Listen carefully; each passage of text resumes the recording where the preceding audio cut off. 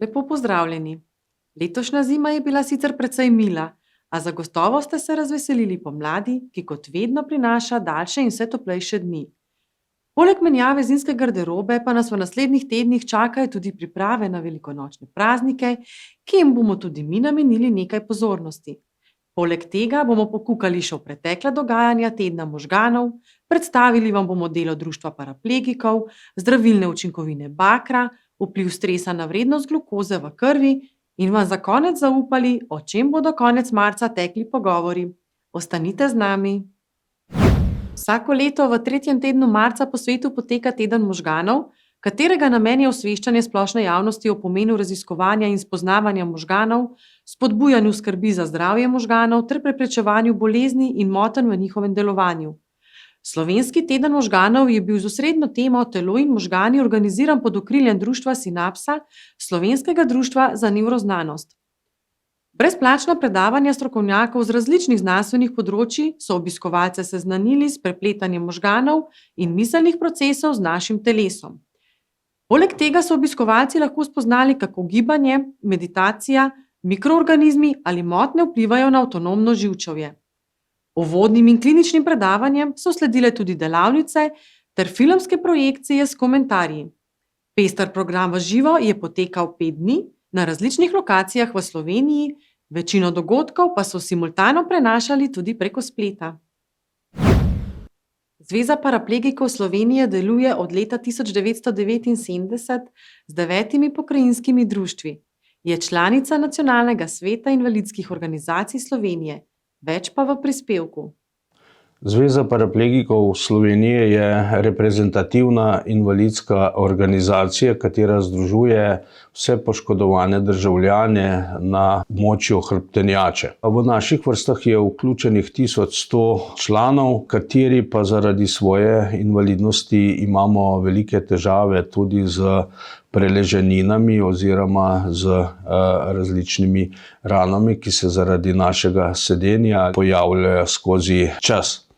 Ravno zaradi tega smo pripravili širšo akcijo in pa seveda anketo med našim članstvom, da naredimo posnetek trenutnega stanja in ob 53-letnici našega organiziranega delovanja pod naslovom Izzivi paraplegije, ki jo vsako leto pripravljamo, okroglo mizo, bomo letos namenili 21. aprila prav posvetili celoten dan z okroglo mizo eminentnih strokovnjakov na področju preventive in tudi kirurgov, plastične kirurgije ter septikov, tako da bomo osvetlili tudi z zdravstvenega vidika. Mnogi posamezniki s sladkorno boleznijo tipa 1, otroci in odrasli za zdravljenje uporabljajo inzulinsko črpalko, sistem za merjenje glukoze ali druge hibridne sisteme, ki do določene mere samodejno dovajajo inzulin v podkožje telesa. Poznavanje sodobnih tehnologij med zdravstvenim osebjem drugih subspecialnosti ni zelo razširjeno, zato se v praksi pogosto pojavljajo dileme glede obravnave uporabnikov omenjenih tehnologij, predvsem v času bolnišnične oskrbe.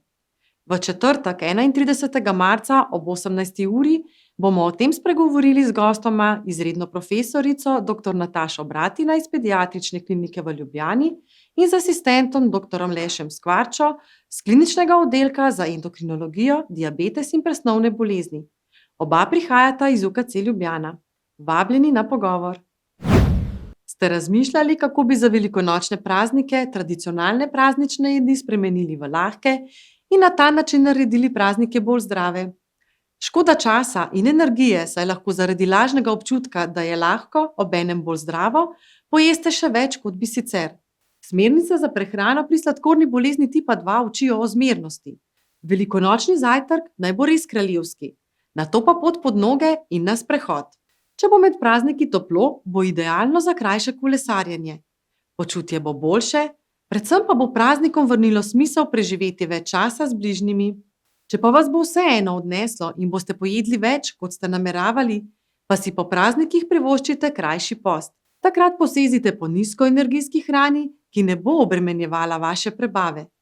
Če se odločite za post, se posvetujte z zdravstvenimi strokovnjaki, da telesu in zdravju ne naredite škode. Krvni sladkor bo bolj urejen in računate lahko tudi na kakšen izgubljen kilogram.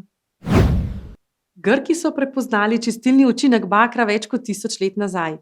Je eden od 11 elementov, ki so potrebni za številne presnovne procese in normalno delovanje tkiv.